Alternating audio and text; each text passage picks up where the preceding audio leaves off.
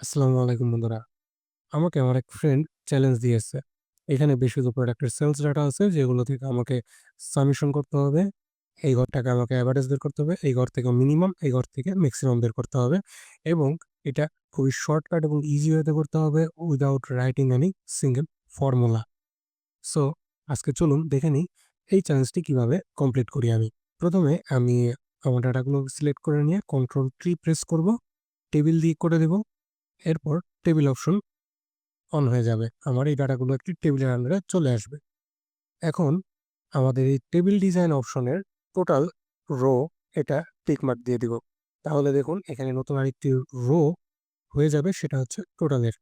এরপর আমি যদি এই ঘরটাকে আমাকে সাম করতে হবে, এই ড্রপ ডাউনে ক্লিক করে সাম দিয়ে দিই, এখানে সাম চলে আসবে। এই ঘরটাকে আমার এভারেজ করতে হবে, এভারেজে দিয়ে দিলাম, এভারেজ চলে আসলো। এই ঘরটাকে আমাকে করতে হবে মিনিমাম, এখানে মিনিমাম দিয়ে দিলাম, মিনিমাম ভ্যালু চলে আসলো। এই ঘরটাকে করতে হবে আমার ম্যাক্সিমাম, এখানে আমার ম্যাক্সিমাম ভ্যালু চলে আসলো। খুব সহজে কিন্তু আমরা সাম, এভারেজ, মিনিমাম, ম্যাক্সিমাম বের করে ফেলতে পারি জাস্ট ডেটাগুলোকে টেবিলের আন্ডারে নিয়ে।